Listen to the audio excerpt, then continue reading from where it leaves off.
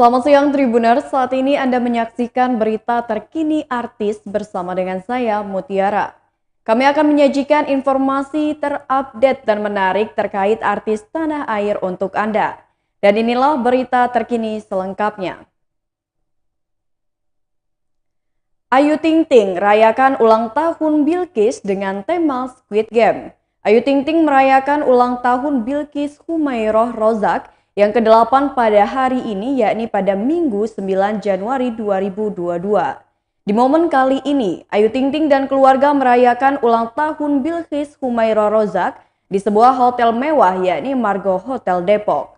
Dilansir dari grid.id, acara perayaan ulang tahun Bilqis berlangsung sangat meriah dengan dihadiri dari banyak teman Ayu Ting Ting dari kalangan artis seperti Ivan Gunawan, Indah Bekti, dan lainnya.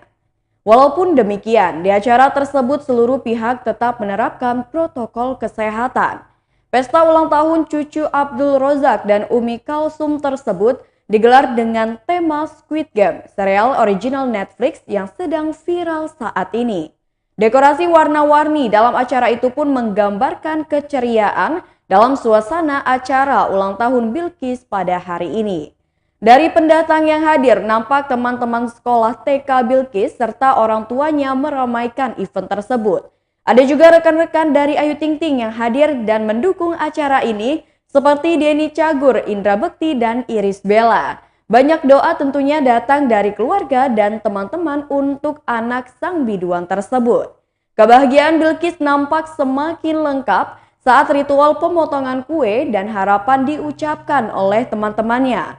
Seperti yang diketahui, sebenarnya Bilqis Humairoh Rozak berulang tahun ke-8 pada Selasa 28 Desember 2021 lalu. Hal tersebut terlihat di akun Instagram milik Ayu Ting Ting, di mana ia mengunggah foto-foto kebersamaannya dengan Bilqis, sembari memberikan tulisan panjang berisi ucapan selamat dan doa.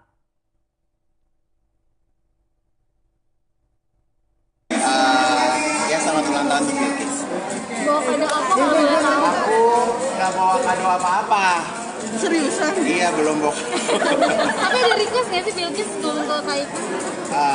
Enggak sih, ya kalau kayak Bilqis kan maunya berubah-berubah ya gitu. Ntar dicariin aja kado. Tapi datang istirahat udah 8 tahun.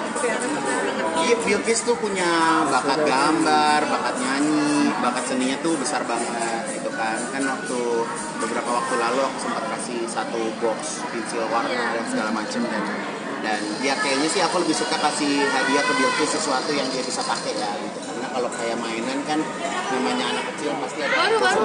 gitu.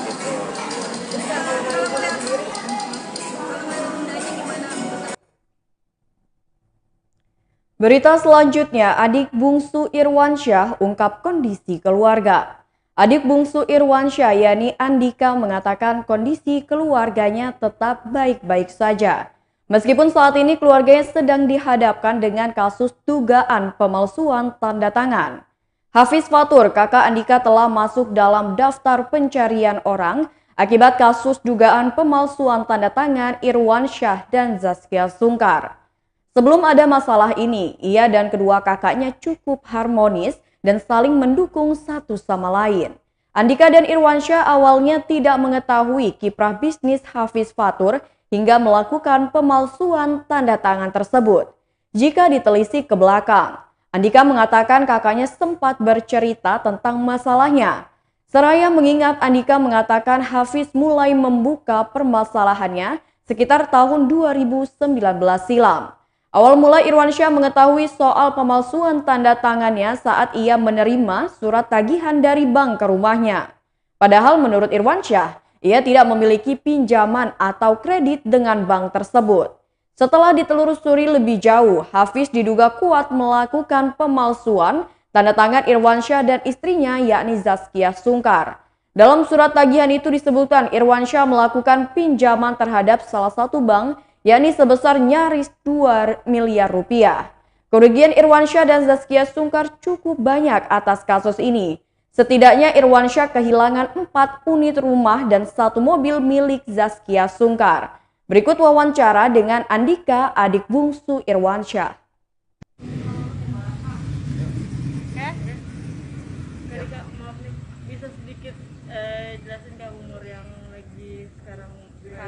Prof. Hafiz dan Kak Irwansyah? Kalau untuk rumor Hafiz sama Irwansyah sebenarnya sih nggak terlalu ada apa-apa ya. Mungkin kalau untuk rumor yang di Bogor, mungkin Kejari Bogor udah pas kayaknya beritanya sih, udah pas menurut saya gitu sih. Sebetulnya kakak nih sebagai pihak keluarga, seperti apa sih kebenaran dari berita itu nih Kak?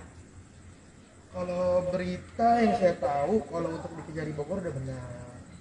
Cuma kalau misalkan Hafiz ya ke Mas Irwan gitu ya, saya untuk masalah internal itu saya kurang tahu banget, kurang terlalu paham ya, karena yang bermasalah kan Hafiz dengan Irwan.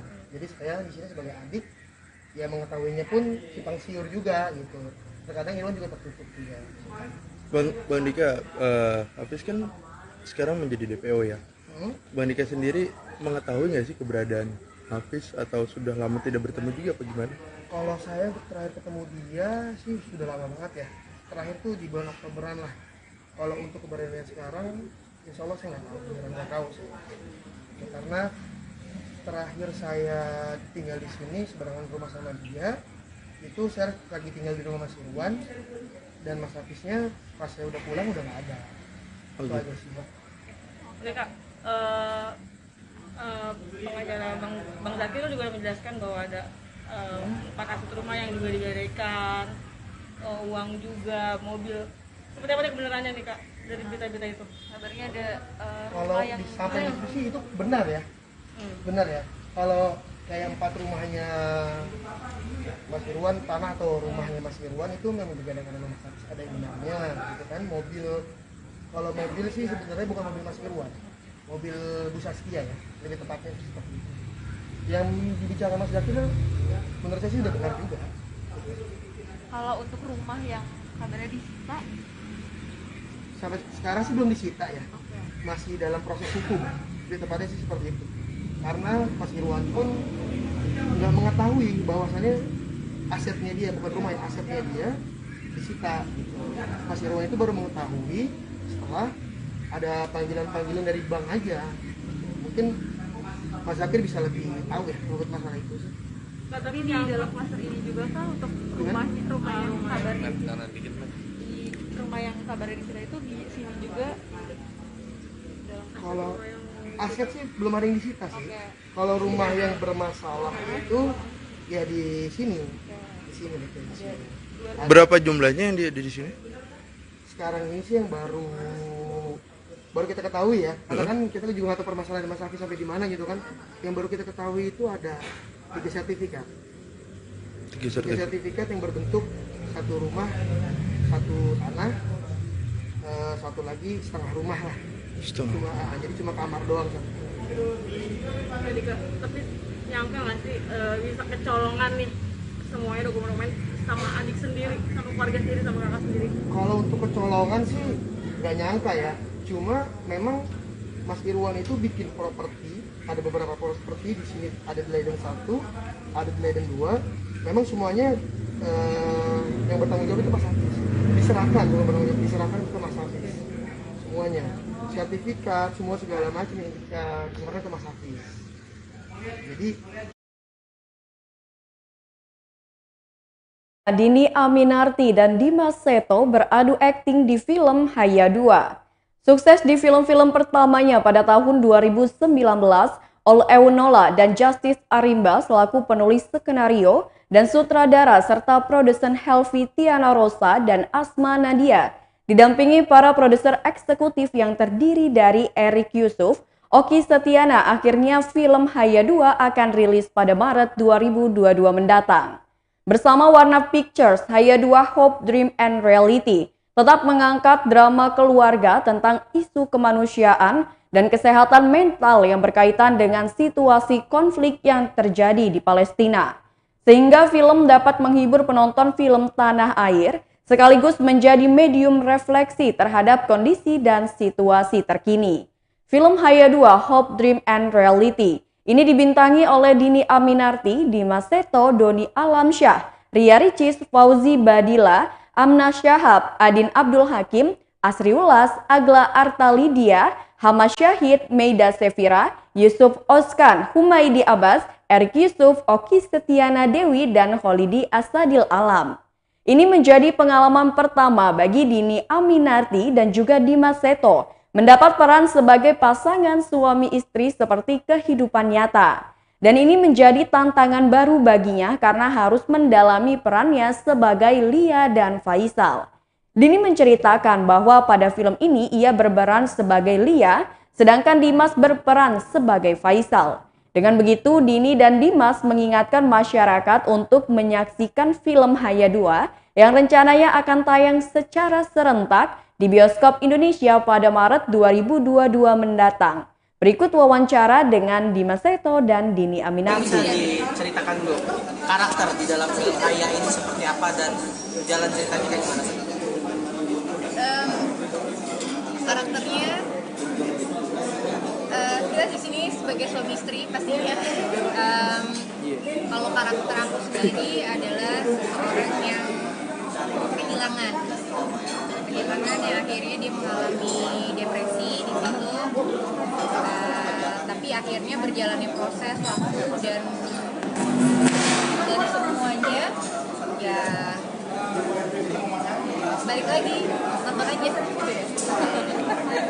Mas Dimas dan Mbak Dini awalnya kok bisa terlibat dalam film ini tuh, cerita awalnya tuh seperti apa kok bisa akhirnya mau main bareng film ini, mau terlibat dalam film ini gitu, akhirnya kalian berdua gitu main bareng.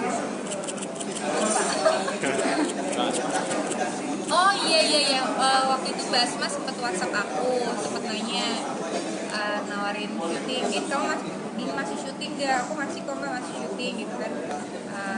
Iya nih aku lagi ada film katanya, aku lagi ada film tapi maunya suami istri gitu, jadi mau kamu sama Dimas berdua main. Oh ya udah dengan senang hati mbak gitu kan. Ya udah tuh sempat seminggu kemudian akhirnya di WhatsApp lagi sama di WhatsApp lagi. Ya udah akhirnya ya, diceritakan ini ceritanya tentang ini, terus aja kemudian di sinopsisnya dan kan oh bagus ya gitu kan, ceritanya bagus karena memang ada pesan tersendiri dalam film itu gitu kan. Ya udah akhirnya kita bismillah kita ambil. Mas Jasis kan bilang tadi karakternya merepresentasikan kalian juga nih. Tadi di preskon bilang gitu. Terus relate apa sih sebenarnya karakter yang dimainkan sama kehidupan kalian ini? Suami istri. hanya sebatas itu apa ada yang Apa ya pastinya mungkin yang nonton kali ya bisa melihat ya. Kalau kita sih cuma berusaha untuk memberikan yang terbaik karena kita ya sebagai orang yang dipercaya, sebagai pemain yang berusaha maksimal bersama dengan peran yang diberikan, ya kita mengalir saja mendalami karakter. Meskipun kalau di cerita itu ya bisa dibilang ya kalau relate banget sih dengan kondisi kita tidak gitu ya, tidak. Tapi memang yang sesuai dengan kehidupan kita ya pasti kita suami istri. Di situ kita banyak belajar gimana saling menjaga satu sama lain dengan apapun kondisinya ya, seperti itu. Mungkin yang saling bersupport satu dengan yang lain pastinya dengan apapun keadaannya. Itu tadi ya. tapi pendalaman berarti cukup natural gitu ya, jadinya chemistry gak perlu yang gimana sih Susah-susah lagi. jadi keuntungan nggak sih? ya Kalau misalnya chemistry nggak dapet kayak proses pertua-tua gitu. Kurang lama mana. Berita selanjutnya, hasil tes urin negatif Naufal Samudra jadi saksi. Penangkapan pesinetron muda Naufal Samudra cukup menggegerkan publik. Pasalnya penangkapan ini merupakan kali kedua bagi Naufal. Sebelumnya Naufal ditangkap lantaran terbukti menggunakan narkoba pada 2020 lalu. Dalam kasus lamanya, ia harus menjalani rehabilitasi di RSKO. Namun baru-baru ini terungkap bahwa dalam penangkapan tersebut, Naufal tak terbukti memiliki barang haram tersebut. Pada Sabtu 8 Januari 2022, Kabid Humas Polda Metro Jaya Kombes Endra Zulpan mengatakan bahwa kini sang pesinetron itu berstatus sebagai saksi. Penangkapan Naufal menurut penjelasan Kabid Humas Polda Metro Jaya berawal dari tertangkapnya seorang pengedar narkoba bernama Ridwan. Dari barang bukti yang didapatkan terdapat percakapan antara Ridwan dan Naufal mengenai transaksi narkoba. Naufal diketahui pernah memesan narkoba kepada Ridwan. Di dalam percakapan di media sosial tersebut, Naufal pernah memesan narkoba jenis LSD kepada Ridwan. Ada 3 kali pemesanan yang dilakukan. Meski tak terbukti memiliki narkoba hingga berstatus sebagai saksi, Naufal harus tetap menjalani rehabilitasi. Dikutip dari tribunnews.com pada Sabtu 8 Januari 2022, Zulpan juga menjelaskan bahwa hasil tes urin kekasih Dinda Kirana ini dinyatakan negatif dari narkoba. Sehingga terhadap saudara Naufal, penyidik sudah menentukan statusnya hanya sebagai saksi. Zulfan mengatakan bahwa pada saat dilakukan pengamanan, saudara Naufal di rumahnya, penyidik tidak menemukan barang bukti LSD. Kendati begitu, pria kelahiran 1999 itu harus tetap menjalani rehabilitasi. Ia diketahui akan menjalani rehabilitasi di RSKO Cibubur, Jakarta Timur. Bukan tanpa sebab. Hal ini dilakukan lantaran Naufal mengaku sempat menggunakan narkoba jenis LSD. Selain itu, polisi juga menegaskan bahwa saat ditangkap, pesinetron itu tidak sedang menggunakan narkoba. Berikut konferensi pers kasus tersebut. Selamat siang, salam sejahtera untuk kita semua. Yang saya hormati Pak Wadir Narkoba Polda Metro Jaya, kemudian Kasubdit 1 Direktorat Narkoba Polda Metro Jaya, dan teman-teman media sekalian. Siang hari ini kami dari Polda Metro Jaya akan menyampaikan terkait dengan tindakan kepolisian yang kemarin dilakukan oleh Direktorat Narkoba Polda Metro Jaya di bawah pimpinan tentunya Pak Direktur Narkoba. Ya, kemarin kita telah mengamankan seseorang ya yang bernama Naufal Samudra. Yang bersangkutan kita amankan di rumahnya. Ya, di rumahnya yaitu yang beralamat Jalan Marga Satwa Barat, ya, nomor 2, Ragunan, Pasar Minggu, Jakarta Selatan. Tepatnya pukul 16.00 waktu Indonesia Barat. Kemudian rekan-rekan, pengamanan terhadap saudara Naufal ini dilakukan oleh penyidik dari Direktorat Narkoba Polda Metro Jaya terkait dengan pengembangan kasus terhadap saudara Ridwan, ya, yang mana saudara Ridwan ini ya, sudah kita lakukan penangkapan dan penahanan pada tanggal 24 November 2021. Hasil daripada pemeriksaan penyidik terhadap tersangka saudara Ridwan, di situ memiliki rekam jejak digital yang mengkaitkan saudara Naufal, ya, dan juga saudara James Smith yang sudah kita amankan beberapa saat yang lalu terkait penggunaan narkoba jenis LSD. Nah, di dalam percakapan di media sosial tersebut, saudara Naufal pernah memesan narkoba jenis LSD kepada saudara Ridwan. Ada 3 kali pemesanan yang dilakukan. Kemudian pemesanan yang terakhir, ya, itu barangnya tidak diambil oleh saudara Naufal. Nah, kemudian kemarin pada saat kita lakukan pengamanan di kediaman saudara Naufal di rumahnya, ini penyidik tidak menemukan barang bukti LSD. Kemudian juga dilakukan pemeriksaan tes urin terhadap saudara Naufal dengan hasil negatif. Kemudian rekan-rekan, ya, perlu juga diluruskan. Berita selanjutnya, Rory Asyari gandeng Bubah Alfian dalam bisnis barunya. Selebgram sekaligus presenter Rory Asyari kini terjun ke dunia bisnis. Berdasarkan kabar yang diterima, Rory Asyari menggandeng make up artis yakni Bubah Alfian berkolaborasi membangun bisnis lip project untuk menciptakan kualitas tidur yang lebih baik. Awalnya online, akhirnya membuka outlet kerjasama dengan Bubah Alfian dan Media Ayuwana. Lebih lanjut, pembukaan usahanya itu dilatar belakangi karena dirinya yang sulit tidur akibat perlengkapan tidurnya yang menurutnya kurang nyaman digunakan. Begitupun Bubah Alfian yang merasakan hal tersebut. Perlengkapan tidur di supermarket harganya juga sampai jutaan hingga puluhan juta rupiah. Makanya ia ingin membuat harganya relatif terjangkau. Bubah menambahkan beberapa rekan artis lainnya seperti Rosa, Sophia Latjuba, dan Luna Maya juga telah merasakan kualitas tidur yang lebih baik. Lewat bisnisnya itu, Rory Asyari juga ingin memberdayakan para perajin batik di Solo, Jawa Tengah. Sebab Rory Asyari memasukkan motif batik Solo seperti Drupadi Jambon, Megana Maya, Pancanaka Wilis, dan Bumi hingga Drupadi Wilis di beragam produk yang dijualnya dari bed cover hingga piyama. Berikut wawancara dengan Rory Asyari. Juga nggak keluar rumah, jadi mereka nggak pakai batik. Orang dasaran pakai batik sekarang makin jarang. Nah maka dari itu kita pengen menyebarkan semangat juga, yuk kita pakai batik lagi, even ketika kamu di rumah, even ketika kamu tidur. Cuman selama ini batik-batik yang dibikin spray itu kan yang motifnya yang wah ramai banget gitu kan. Nah kita pengen simplify, maka muncullah motif-motif batik modern dan kekinian. Itu sebenarnya semangatnya pengen bantu para pembatik Solo sih. Oke, untuk Kak Bubah sendiri, kenapa sih awalnya tertarik dengan Sleep Project ini Kak?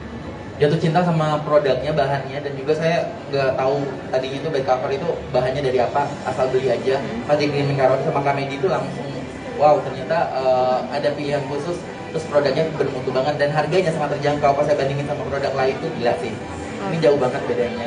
Dan juga habis itu saya kirimin sama beberapa selebriti, mereka pada suka. Contohnya Rosa, Sophia Latjuba sampai berkali-kali ya Kak belanjanya ya Kak ya. Terus Kak Luna, semuanya suka banget.